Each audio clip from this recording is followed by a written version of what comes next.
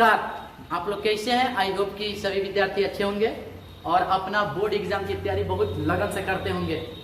और मैं Shribhan sir, chemistry faculty at modern science classes Mirganj and M point Siwan. तो दोस्तों, आज हम लोग देखने वाले हैं मॉडल सेट के बारे में। मॉडल सेट को अध्ययन करेंगे और मॉडल सेट का जो भी ऑब्जेक्टिव क्वेश्चन है उसको देखेंगे। इससे पहले कि आपके सामने कुछ रिप्रेजेंटेशन यहाँ पर प्रेजेंट करने वाले हैं, इसको जरा देखेंगे। ये मेरा संस्था JE chemistry by Shribhan sir. Please subscribe my channel and support me, thanks you. तो आपको ये बहुत सारा जो ये आपका अपना जेई केमिस्ट्री चैनल है, इसको खूब अपने दोस्तों के साथ शेयर करना है और सब्सक्राइबर को बढ़ाना है। और जो भी आपके फ्रेंड है उनके साथ शेयर करना है ताकि वो विद्यार्थी भी पढ़ ले। चलिए नेक्स्ट रिप्रेजेंटेशन। ये जो मॉडर्न साइंस क्लासेज है ये थाना रोड मीरगंज और गोपालगंज डिस्ट्रिक्ट का है ये, ठीक है ना, यहाँ पर चलता है। और इस संस्था का नाम है मॉडर्न साइंस क्लासेज मीरगंज, थाना रोड मीरगंज। और कांटेक्ट है 9934149312। M point Siwan JE chemistry के नाम से चलता है केमिस्ट्री। और कांटेक्ट इंफॉर्मेशन के लिए यहाँ पर मैं अपना नंबर दिया हुआ हूँ, यहाँ पर 741707646, ठीक है ना। चलिए, तो आज हम लोग डिस्कस करेंगे मॉडल सेट को। बिहार बोर्ड जो मॉडल सेट को कंडक्ट किया है उस चीज को हम लोग कवर करेंगे। इससे पहले कि आपके मॉडल सेट का ये पहला क्वेश्चन है, ग्रेफाइट किस प्रकार का क्रिस्टल है। और ये आपके मॉडल सेट में Bihar board class 12 model set में केमिस्ट्री के 70 ऑब्जेक्टिव क्वेश्चन है। और उस ऑब्जेक्टिव क्वेश्चन को हम लोग डीपली अच्छा से अध्ययन करेंगे, उसके बैकग्राउंड को क्लियर करते हुए ये चीजें सीखेंगे।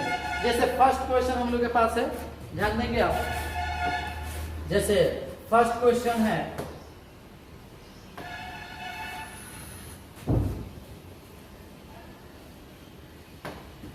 चलिए फर्स्ट क्वेश्चन है, ग्रेफाइट किस प्रकार का क्रिस्टल है। ये जो ग्रेफाइट होता है किस प्रकार के क्रिस्टल होता है, ठीक है ना। Graphite which type of crystal. तो बहु मेरे क्लासरूम में ये बताया गया है कि जो ग्रेफाइट होता है, कार्बन कार्बन के बीच बॉन्ड होते हैं और कार्बन कार्बन के बीच जो बॉन्ड होते हैं बेसिकली कोवैलेंट बॉन्ड होते हैं और उससे निर्माण क्रिस्टल को कोवैलेंट क्रिस्टल बोलेंगे। तो यहाँ पर आपका होगा सहसंयोजक क्रिस्टल, ठीक है ना। ऑप्शन आपका बी होगा सहसंयोजक क्रिस्टल। कार्बन कार्बन के बीच जो बॉन्ड बनता है वो बॉन्ड बहु मेरे क्या बनता है, तो सिंगल बॉन्ड बनता है और कोवैलेंट बॉन्ड बनता है। इसलिए जो क्रिस्टल का फॉर्मेशन होगा ग्रेफाइट द्वारा वो सहसंयोजक होगा। तो ये फर्स्ट क्वेश्चन हम लोग अटेम्प्ट किए। सेकेंड क्वेश्चन की तरफ बढ़ते हैं। चलिए, ये रहा आपका सेकेंड क्वेश्चन। सेकेंड क्वेश्चन ये रहा,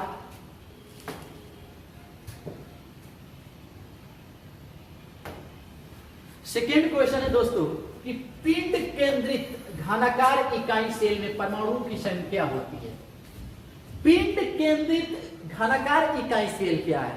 बॉडी सेंटर्ड यूनिट सेल को ही कहते हैं हिंदी में पिंड केंद्रित घनाकार इकाई सेल, जिसको संक्षेप में हम लोग लिखते हैं बीसीसी। जिसको संक्षेप में हम लोग क्या लिखते हैं बाबू मेरे? बीसीसी लिखते हैं। संक्षेप में हम लोग लिखते हैं बीसीसी, ठीक है ना। BCC body centred cubic unit cell. और इसके अलावा और भी यूनिट सेल होते हैं जैसे कि एफसीसी, ठीक है ना। और भी होते हैं सिंपल क्यूबिक यूनिट सेल को एससीसी बोलते हैं हम लोग। और भी होता है आपका बॉडी सेंटर्ड, फेस सेंटर्ड आपका हो गया। और एक होता है आपका HCP हेक्सागोनल क्लोज पैकिंग, ठीक है ना। इसमें क्या कर रहे हैं, पहले क्वेश्चन को ध्यान से पढ़ रहे हैं हम लोग कि पिंड केंद्रित घनाकार इकाई सेल मतलब बीसीसी। बीसीसी इकाई सेल में परमाणुओं की कुल संख्या बताना है, मतलब जेड का मान बताना है। और ये चीज आपको क्लासरूम में बताया गया है कि एससीसी के लिए इफेक्टिव परमाणुओं की संख्या जो होती है 1 होती है। एससीसी में सिंपल क्यूबिक यूनिट सेल में परमाणु केवल कोने पर रहते हैं। परमाणु केवल कहाँ रहते हैं?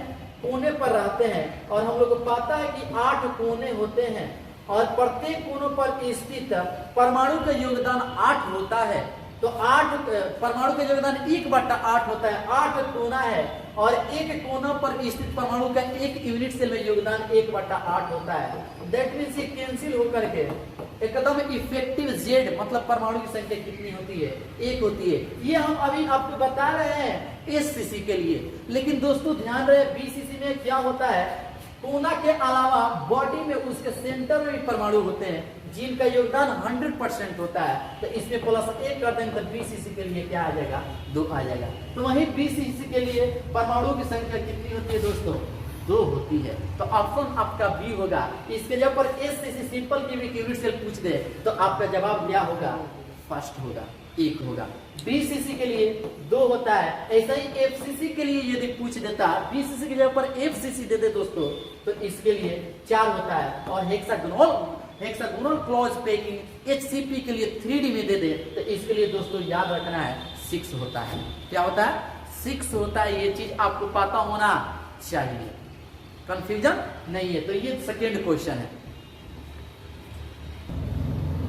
चलिए ये रहा आपके सामने थर्ड क्वेश्चन मॉडल सेट का। आपके क्या कह रहा है क्वेश्चन, ध्यान से पढ़ेंगे हम लोग। बिलियन के अणुसंख्या गुणधर्म का उदाहरण है। ध्यान देना दोस्तों, आपको बताया गया है क्लासरूम में कि कोलिगेटिव प्रॉपर्टी 4 तरह के होते हैं। बिलियन का सॉल्यूशन का कोलिगेटिव प्रॉपर्टी 4 होते हैं। पहला हम आपको बताए थे कौंतनांक में उन्नयन जिसको डेल्टा टीवी लिखते हैं, हिमांक में उन्नयन जिसको डेल्टा टीएफ लिखा जाता है, ठीक है ना। और एक होता है परासरण दाब जिसको पाई से हम लोग सूचित करते हैं। और चौथा एक होता है वाष्प दाब में अपेक्षिक अवनमन, वाष्प दाब में अपेक्षिक अवनमन जिसको PS - पीनट ए लिखते हैं, ठीक है ना। वाष्प दाब में अपेक्षिक अवनमन ये चीज होता है। स्पष्ट ना दोस्तों।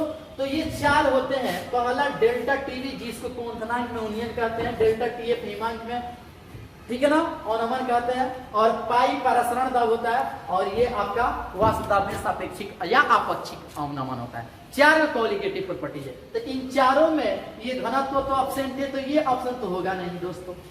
फिर द्रव्यमान भी नहीं होता है बाबू।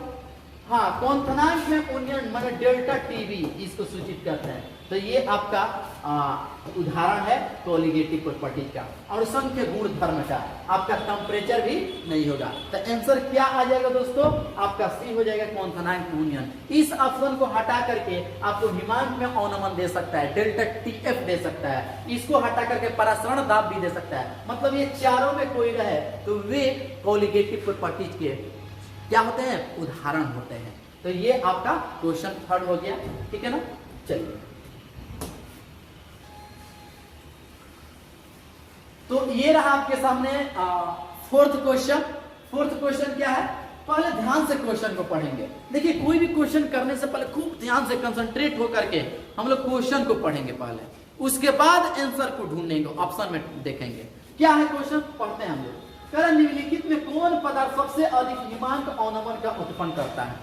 हिमांक अवनमन मतलब कि डेल्टा टीएफ। ध्यान रहे दोस्तों, इस तरह कोलिगेटिव प्रॉपर्टी से रिलेटेड क्वेश्चन आ जाए ना तो पहले इसको आयन में छटका लें, नंबर ऑफ आयन में छटका लें।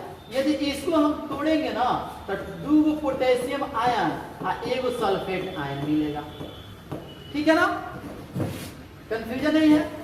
यूरिया के लिए जो N का मान बताया गया, ये फिक्स बताया गया, I का मान कितना होता है, हमेशा 1 होता है, N1 होता है। NaCl को तोड़ेंगे तो Na प्लस और Cl माइनस होता है। ग्लूकोज का भी क्या होता है, 1, ये फिक्स होता है। और ध्यान रहे नंबर ऑफ आयन देख लेना है, जिसमें ज्यादा होगा ना उसका हिमांक अवनमन भी क्या होता है, ज्यादा होता है। तो इसमें 2 पोटेशियम है, 1 सल्फेट है, तो 3 आयन्स हो रहे हैं। इसमें 1 सोडियम 1 क्लोरीन, 2 आयन हो रहे हैं। इसमें 1 इसमें 1, तो वो मैक्सिमम नंबर ऑफ आयन किसमें है, तो इसमें है K2SO4। इसलिए आपका ऑप्शन क्या हो जाएगा दोस्तों, ए हो जाएगा, ठीक है ना दोस्तों। चलिए अब हम नेक्स्ट क्वेश्चन की तरफ चलेंगे, ठीक है ना। नेक्स्ट क्वेश्चन को हम लोग देखेंगे। नेक्स्ट क्वेश्चन और 4था के बाद 5वां होना चाहिए। चलिए ये 5 नंबर क्वेश्चन है दोस्तों। क्या है दोस्तों, यहाँ पर 5 नंबर क्वेश्चन हम लोग करने जा रहे हैं। क्या है, ध्यान से पढ़ेंगे। द्रवित NaCl के विद्युत अपघटन से कैथोड पर मुक्त होता है। द्रवित NaCl मतलब इसको बोल सकते हैं जलीय, एक्वस, मोल्टेन नहीं, ठीक है ना, फ्यूज नहीं, गलित अवस्था नहीं कर रहा है, ये द्रवित अवस्था कर रहा है। एक बात याद रखिएगा, इस बात को गांठ बांध लीजिए आज बाबू, कि जब भी हाइड्रोलिसिस की प्रक्रिया आ जाए ना, किसी भी साल्ट का हाइड्रोलिसिस प्रक्रिया आ जाए, आपसे कहे ना गलित अवस्था, चाहे उसी को इंग्लिश में कहता है मोल्टेन, ठीक है ना, या फ्यूज का है, फ्यूज में कोई भी साल्ट हो जाए ना, तो याद रहे कैथोड पर हमेशा क्या होता है, रिडक्शन होता है, और वहां पर धातु ही मुक्त होंगे। कब, जब स्थिति गलित रहे, मोल्टेन और फ्यूज अवस्था बोले तब। यहां पर हमेशा कैथोड पर क्या मिलेगा, मेटल मिलेगा। क्या मिलेगा, मेटल। और एनोड पर जो इसमें अधातु इन्वॉल्व होंगे उनके गैस मिलेंगे, ठीक है, नॉन मेटल के गैस मिलेंगे, नॉन मेटल गैस मिलेंगे। जैसे मान लीजिए यहां पर द्रवित NaCl नहीं कहकर हमसे कहता गलित NaCl, तो कैथोड पर मेटल माने धातु मिलता सोडियम, और एनोड पर non metal gas that means Cl2 gas मिलता। लेकिन यहां पर परिस्थितियां क्या है, कंडीशन क्या है, द्रवित है। तो इस द्रवित को करने के लिए दोस्तों ध्यान रहे, इस द्रवित को करने के लिए आप ध्यान में रखिएगा कि यदि मान लो मेरे पास NaCl है, तो हमने आपको क्लासरूम में ट्रिक बताया है, चप्पा है तो चप्पा है, वरना हाइड्रोजन चप्पा है। और कहने का मतलब है कि धातु हमेशा कैथोड पर जाएगा, धातु हमेशा कैथोड पर जाएगा। और याद रहे जब कॉपर Ag माने सिल्वर, गोल्ड, प्लेटिनम, Hg के में कोई नहीं रहे, डी बलक के कोई नहीं रहे, तो कैथोड पर ये धातु नहीं बल्कि हाइड्रोजन मुक्त करते हैं, मतलब H2 गैस मुक्त करते हैं। और एनोड पर जो मुक्त करते हैं दोस्तों, जो एनोड पर मुक्त करते हैं, यदि मोनो एनायन है तो ये खुद इट सेल्फ मुक्त होते हैं, मतलब Cl2 मुक्त होंगे। लेकिन क्वेश्चन में कह रहा है द्रवित NaCl के विद्युत अपघटन से कैथोड पर क्या मुक्त होगा। तो कैथोड पर क्या होता है, यहां पर ध्यान दीजिएगा, एक कॉन्सेप्ट आपको बताया गया क्लास में, CrO। याद रहे, C माने कैथोड, R माने रिडक्शन। हमेशा कैथोड पर रिडक्शन की प्रक्रिया, अवकरण की प्रक्रिया होती है, और A माने एनोड और O माने ऑक्सीडेशन। एनोड पर हमेशा किसकी प्रक्रिया होती है दोस्तों, ऑक्सीडेशन की प्रक्रिया होती है। इस क्वेश्चन को तो हम लोग डिस्कस कर रहे हैं, इसके अलावा इसके इर्द गिर्द जो भी कंसेप्ट है, इस कंसेप्ट को भी कवर कर ले रहे हैं कि इसके इर्द इससे रिलेटेड कहीं से भी क्वेश्चन आए तो आप आसानी से कर सके। हम लोग मॉडल सेट का एक्सप्लेनेशन सीख रहे हैं, इसका मतलब मॉडल सेट ही केवल नहीं कर रहे हैं, इसके अलावा बहुत सारा कंसेप्ट को हम लोग सीख रहे हैं। ये है बेनिफिट्स जेईई केमिस्ट्री में ज्वाइन करने का। बात समझ रहे हैं आप बहुत अच्छा से। तो ये चीज हमेशा ध्यान रहे, कैथोड पर अवकरण होता है, एनोड पर ऑक्सीकरण होता है, ऑक्सीडेशन होता है। यहां से भी ऑब्जेक्टिव क्वेश्चन आ सकता है कि कैथोड पर प्रक्रिया होती है, बाबू मेरा अवकरण की प्रक्रिया होती है, कह देगा कोई एनोड पर किसकी प्रक्रिया होती है, तो ऑक्सीडेशन की प्रक्रिया होती है, ऑक्सीडेशन की प्रक्रिया होती है। चलिए दोस्तों हम लोग क्वेश्चन पर आते हैं। ये बेसिक कंसेप्ट को हम लोग सीख लिए। NaCl के विद्युत अपघटन कैथोड पर क्या मुक्त होगा, तो कैथोड पर बहु मेरे यदि कोई डी बलक के कोई धातु रहे ना, ये डी बलक के यदि कोई धातु रहता है तो ये खुद कैथोड पर मुक्त होता है। लेकिन डी बलक के ये धातु नहीं है, एस बलक के है, इसलिए डी बलक के जगह पर हाइड्रोजन गैस मुक्त होगा। दैट मीन्स इसमें क्या हो जाएगा दोस्तों, आपका ऑप्शन डी हो जाएगा। क्लियर है दोस्तों। तो चलिए हम लोग नेक्स्ट क्वेश्चन की तरफ बढ़ेंगे दोस्तों। नेक्स्ट क्वेश्चन आपका 6 क्वेश्चन, और यहाँ पर 7 है। चूंकि जो 6 नंबर क्वेश्चन है वो इलेक्ट्रोकेमिस्ट्री के क्वेश्चन है, और उस क्वेश्चन को मैं लास्ट में डिस्कस करूंगा। चूंकि आपको उस कंसेप्ट का मैं एक वीडियो बना करके डालूंगा, चूंकि क्लासरूम में नहीं पढ़ा पाया हूँ, आप लोग को छोड़ना भी था समय से पहले, ठीक है ना, तो इसलिए उसको लास्ट में डिस्कस किया जाएगा। पहले मैं थ्योरी पढ़ा दूंगा तो खुद आप बना लीजिएगा। चलिए तो हम लोग 7 नंबर क्वेश्चन की तरफ बढ़ते हैं। चलिए इस कंसेप्ट को सीखते हैं, 7 नंबर क्वेश्चन के कंसेप्ट को। क्या है क्वेश्चन, चलिए। चीनी के प्रतिलोपन को ग्लूकोज, फ्रुक्टोज बनने की अभिक्रिया को निम्न प्रकार दर्शाया जाता है। मान लीजिए ये कोई रिएक्शन दिया है दोस्तों, ठीक है ना, ये आपका कोई रिएक्शन दिया है, ठीक है ना, ये शुगर का फॉर्मूला होता है और इसका जल अपघटन अम्लीय माध्यम में कराया जाता है, ग्लूकोज और फ्रुक्टोज मिल रहा है। तो यह अभिक्रिया कौन सी होगी? द्वितीय कोटि होगी कि एक अणु होगा कि छदम प्रथम कोटि की अभिक्रिया होगी, इनमें से कोई नहीं। इसमें चेक करना है। तो ध्यान दीजिएगा, हमने आपको बताया है छदम प्रथम कोटि की अभिक्रिया कि किसी रसायन की वैसी रासायनिक अभिक्रिया जिनकी आणविकता 2 होती है। देखिए यहाँ पर चीनी और पानी, इसके 2 मॉलिक्यूल आपस में कंबाइन करके यहाँ पर बना रहा है ग्लूकोज फ्रुक्टोज, 2 अणु कंबाइन किया है, ठीक है ना। तो इसकी आणविकता 2 है, लेकिन अभिक्रिया कोटि जो होती है एक फर्स्ट होती है, इसलिए हम इसको छदम प्रथम कोटि की अभिक्रिया कहते हैं। ध्यान रहे, क्लास 12th में आपको केवल 0 ऑर्डर रिएक्शन और फर्स्ट ऑर्डर रिएक्शन पढ़ना है। तो हमेशा दिमाग से तो बिहार बोर्ड के लिए निकालिए दीजिए कि द्वितीय कोटि की अभिक्रिया के लिए कुछ हम टिक करेंगे, तृतीय कोटि के लिए कुछ टिक करेंगे। हमेशा प्रथम कोटि और शून्य कोटि पर हम लोग को सोचना है, ठीक है। तो आपको बताया गया है प्रथम कोटि की अभिक्रिया, छदम प्रथम कोटि की अभिक्रिया की वैसी रासायनिक अभिक्रिया जिनकी आणविकता 2 होती है। देखिए यहाँ पर 2 अणु भाग लिया है, इनकी आणविकता 2 है, लेकिन अभिक्रिया कोटि 1 होती है, तो उसको हम छदम प्रथम कोटि की अभिक्रिया कहते हैं। एग्जाम में पूछा जा सकता है 2 नंबर के सब्जेक्टिव क्वेश्चन, क्या पूछा जा सकता है सर बता तो दीजिए, छदम प्रथम कोटि की अभिक्रिया क्या है? तो कहिएगा वैसी रासायनिक अभिक्रिया जिनकी आणविकता 2 होती है तथा अभिक्रिया की कोटि 1 होती है, उसी को क्या कहा जाता है?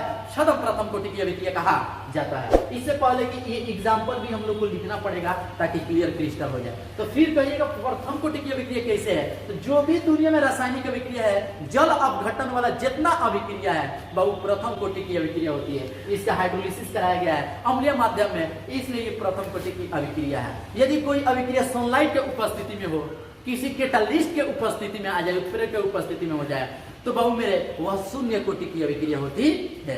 आई होप कि आप पहचान जाएंगे कैसे प्रथम कोटि की अभिक्रिया होगी, कैसे शून्य कोटि की अभिक्रिया होगी। प्रथम कोटि की अभिक्रिया को पहचानने का तरीका यही है बहु मेरे कि जल अपघटन की प्रक्रिया द्वारा अभिक्रिया संपन्न होती हो तो प्रथम कोटि के होते हैं। यदि कोई अभिक्रिया रासायनिक अभिक्रिया सनलाइट के उपस्थिति में हो या हीट के उपस्थिति में हो, एनर्जी स्रोत के उपस्थिति में हो या किसी उत्प्रेरक के उपस्थिति में रासायनिक अभिक्रिया हो, तो दोस्तों वे क्या होंगी? शून्य कोटि की अभिक्रिया हो। तो ये हम लोग 7 नंबर क्वेश्चन को कर लिए। चलिए हम नेक्स्ट क्वेश्चन की तरफ बढ़ेंगे। क्वेश्चन नंबर 8 को करते हैं। क्वेश्चन नंबर 8 क्या है दोस्तों? आपके सामने ये प्रेजेंट है। क्या है दोस्तों? ध्यान दीजिएगा। कह रहा है ना कि किसी रासायनिक अभिक्रिया वेग निम्न प्रकार व्यक्त होता है, ठीक है ना। क्या है वेग? वेग को हम लोग दर भी बोल सकते हैं, उसको R से सूचित भी किया जाता है। तो R बराबर माने कि वेग बराबर दोस्तों है R is equal to K और एक कंसंट्रेशन ऑफ A पावर इसका घात 2 है और B और ये है इसका घात कुछ नहीं है, तो हम लोग क्या मानेंगे? 1 मानेंगे। तब कह रहा है कि अभिक्रिया की कोटि क्या होगी? एकदम सिंपल क्लासरूम का है ये चीज, और ये एग्जाम में पूछे जाते हैं इस तरह के क्वेश्चन। तो ध्यान रहे, ऑर्डर ऑफ रिएक्शन अभिक्रिया कोटि बताना होना तो कुछ नहीं करना है, इस तरह के आ जाना तो आपको घात देखना है। इसका घात 2 है तो यहाँ 2 लिख देंगे और इसका घात 1 है तो जोड़ देंगे, तो क्या आएगा? 3 आएगा। तो इसमें देखो ना 3 ऑप्शन ये हो जाएगा बी। अब इसके अलावा मान लो कि कोई अभिक्रिया का वेग इस तरह वेग दे देता, R दे देता, A कंसंट्रेशन पावर कुछ भी नहीं और B कंसंट्रेशन पावर 0, ठीक है। तब क्या करते हैं आप? अब ऑर्डर ऑफ रिएक्शन बताना और कोटि बताना, अभिक्रिया की कोटि क्या होगा ये भी पूछ सकता है। ये तो हम लोग फॉर्मेट बना रहे हैं ना, मॉडल ये दिया गया नमूना कि इस तरह के संभावित प्रश्न हो सकते हैं, लेकिन उसके इर्द गिर्द क्या कॉन्सेप्ट है इस चीज को हम लोग सीख रहे हैं ना। तो ध्यान दीजिएगा, यदि मान लो कि इसके जगह पर ये चीज दे दे तो इसका घात कंसंट्रेशन के घात कुछ नहीं तो 1 मानेंगे और इसका 0 है तो इसका कोटि क्या हो जाएगा? घात 1 है आप प्लस 0 है, माने कि प्रथम कोटि की अभिक्रिया हो जाएगी। मतलब कि इससे रिलेटेड वेग दे दे, इक्वेशन दे दे, वेग नियम समीकरण का इक्वेशन दे दे और उससे अभिक्रिया की कोटि पूछे, कुछ नहीं करना है दोस्तों, जो घात रहेगा उसको जोड़ देना है। एक और एग्जांपल लेते हैं। यदि तुमको दे देता R is equal to A की पावर 0 और B के पावर देता है मेरे दोस्त 1 और C के पावर कुछ भी दे दे, मान ले यहाँ पर 1/2 दे दे, फ्रैक्शन में भी दे सकता है, तो इसका अभिक्रिया कोटि क्या होगा? तो इसलिए कोटि बराबर सबको जोड़ देंगे, ये 0 है तो 0, इसका घात 1 है तो 1, इसका घात 1/2 है, अब जोड़ देंगे ये तो गया 0, मतलब कि यहाँ पर क्या हो जाएगा? 3/2 हो जाएगा। इस तरह से निकालेंगे। कोई जरूरी नहीं है कि ये दिया है एकदम सिंपल, फ्रैक्शन में भी, भिन्न में भी दे सकता है, आप कर सकते हैं। मतलब कि इससे रिलेटेड जो भी क्वेश्चन आ जाए तो डेफिनेटली आप कर सकते हैं। चलिए नेक्स्ट क्वेश्चन की तरफ हम बढ़ते हैं दोस्तों। Next question, question number 9, question number 9 जो कि सरफेस केमिस्ट्री का क्वेश्चन है। और ये बताया गया आपको एकदम, मतलब ऑनलाइन हम लोग मेहनत की, ऑनलाइन प्लेटफॉर्म के माध्यम से भी, और क्लासरूम में ये चीज पढ़ाया गया है, जो भी किया गया है। चलिए यहाँ पर देखते हैं नेक्स्ट क्वेश्चन की तरफ। क्या है? विद्युत क्षेत्र के प्रभाव से कोलाइडिक कणों का गमन कहलाता है। कोलाइडिक कणों का गमन विद्युत क्षेत्र के प्रभाव से, तो बताओ अपोहन, ठीक है ना, टिंडल प्रभाव, पायस और वैद्युत कण संचलन, ठीक है ना। तो आपका ये होगा वैद्युत कण संचलन। सर कैसे आप पता कर रहे हैं? क्योंकि इसमें विद्युत क्षेत्र है बाबू, आई में कहीं ना कहीं विद्युत का जिक्र किया गया है। दैट मीन्स आप तो क्वेश्चन से ही आंसर कर पा रहे हैं, ठीक है ना। तो ये होगा आपका विद्युत क्षेत्र के प्रभाव के कोलाइडिक कणों का गमन होता है बाबू, विद्युत कण संचलन। ये अपोहक का, अपोहन डायलिसिस का ये विकसित रूप होता है। हम लोग आसानी से, बहुत तेजी से कोलाइड का शुद्धिकरण कर लेते हैं, ठीक है दोस्तों। चलिए अब तो नेक्स्ट क्वेश्चन की तरफ हम लोग बढ़ते हैं। ये रहा आपके सामने नेक्स्ट क्वेश्चन नंबर 10। ये रहा क्वेश्चन नंबर 10। क्या है भाई? ये तो क्वेश्चन मेटलर्जी के मेरे को लग रहा है। क्या है क्वेश्चन? कह रहे कि वह प्राकृतिक पदार्थ, वह नेचुरल सब्सटेंस जिसमें धातु का निष्कर्षण फायदेमंद होता है, क्या कहलाता है दोस्तों? हमने आपको बताया जब चैप्टर स्टार्ट किया था मेटलर्जी चैप्टर, हमने बताया था कि खनिज क्या होता है और अयस्क क्या होता है। खनिज मतलब धरती से, मतलब धरती से, धरातल से प्राप्त वे पदार्थ जिनमें धातु की मात्रा होती है, उसको हम लोग खनिज कहते हैं। उसको हम लोग क्या कहते हैं? खनिज कहते हैं। मेटलर्जी जब स्टार्ट किया गया था तो खनिज और अयस्क को हम डिफाइन किए थे, धातु मल को डिफाइन किए थे, गैंग को हम डिफाइन किए थे, ठीक है ना। तो सबके बारे में चर्चा करेंगे, आप खुद इसका निष्कर्ष निकाल करके आंसर कर दीजिएगा। तो ध्यान दीजिएगा, पहले अयस्क, खनिज क्या है? तो धरातल से, धरती की सतह से प्राप्त वे यौगिक जिनमें धातु प्रेजेंट होते हैं, उसी को हम लोग खनिज कहते हैं, मिनरल कहते हैं। लेकिन सर अयस्क क्या है? तो खनिज वे खनिज होते हैं, अयस्क वे खनिज होते हैं जिनसे धातु को हम लोग आसान तरीके से, एकदम माने फायदेमंद तरीके से धातु को उससे अलग कर लेते हैं, उसी को क्या कहा जाता है? अयस्क कहा जाता है। मतलब कि सर फायदेमंद तरीके से हम लोग प्राप्त करते हैं, अयस्क कहलाता है। That means option A is correct, ठीक है। तो पहले हम डिस्कस करेंगे खनिज क्या है। तो हमने आपको बताया कि पृथ्वी के सतह से प्राप्त वे कंपाउंड, धातु के कंपाउंड, वे सभी धातु के कंपाउंड क्या होते हैं? खनिज कहलाते हैं, ठीक है ना। अयस्क क्या है? तो वे खनिज जिनसे हम लोग आसानी से, कम खर्च में, फायदेमंद तरीके से धातु को अलग कर लेते हैं आसानी से, उसको हम लोग कहते हैं अयस्क। उसको हम लोग क्या कहते हैं? अयस्क कहते हैं। अब यहाँ पर है धातुमल, स्लेग, मतलब धातुमल क्या है? तो अयस्क में जो दूषित पदार्थ होते हैं ना, दूषित, बेकार, ठीक है ना, उसी को हम लोग क्या कहते हैं? धातु। अब गेंग क्या है? सर जी गेंग जानते हैं आप क्या है? इसको हम लोग फ्लक्स भी बोलते हैं। गेंग जानते हैं क्या होता है? मतलब कि जैसे अयस्क में जो अशुद्धि पदार्थ है उसको तो हम लोग धातुमल कहते हैं, लेकिन उसको निकालने के प्रक्रिया, जिसको मिलाकर के हम निकालते हैं, उसी को हम लोग क्या कहते हैं? गेंग कहते हैं। आई होप कि कंसेप्ट आसान तरीके से आप समझ गए हैं, ठीक है ना। तो जब हम फायदेमंद तरीके से हम धातु को अलग करते हैं तो उसी को हम लोग क्या कहते हैं? गेंग कहते हैं। और एक नोट भी लिख लेना, एक नोट भी लिखाया गया है कि सभी अयस्क, जितना भी दुनिया में अयस्क है, सब खनिज होता है, लेकिन सभी खनिज अयस्क नहीं हो सकते हैं। ये नोट लिखा है हमने, और बोर्ड एग्जाम में ये बार बार पूछा भी गया है। क्या बोले हैं? खनिज। खनिज क्या है? जो धरती के सतह से, जिनमें धातु के यौगिक हो, धातु के यौगिक को क्या कह देंगे? खनिज कह देंगे। लेकिन जिनसे हम लोग आसान तरीके से, खनिज से आसानी तरीके से, फायदेमंद तरीके से, एकदम आसान तरीका से हम लोग क्या करें? धातु को अलग कर ले, तो उसको हम लोग क्या कहेंगे? अयस्क कहेंगे, ठीक है ना। तो कोई भी आपको मिनरल दे दिए जाए, आपको खनिज दे दिए जाए, तो सब अयस्क नहीं होंगे। जिनसे आसानी से हम लोग धातु को अलग कर लेंगे, वही खनिज अयस्क होते हैं, सभी खनिज अयस्क नहीं होते हैं। चलिए नेक्स्ट क्वेश्चन की तरफ हम लोग बढ़ते हैं। नेक्स्ट क्वेश्चन का तो दोस्तों क्वेश्चन नंबर 10 ये कंप्लीट हो गया और 10 क्वेश्चन का ये सेट किया गया है जिसमें हम लोग अच्छा से एक्सप्लेन कर रहे हैं, तो बिल्कुल जाहिर सी बात है कि समय लगेगा और इसको 5-6 सेट में हम लोग पढ़ेंगे ताकि कम क्वेश्चन बहुत ज्यादा नॉलेज गेन कर सके। ठीक है ना। तो चलिए हम लोग नेक्स्ट वीडियो में मिलते हैं क्वेश्चन नंबर 11 के साथ। धन्यवाद।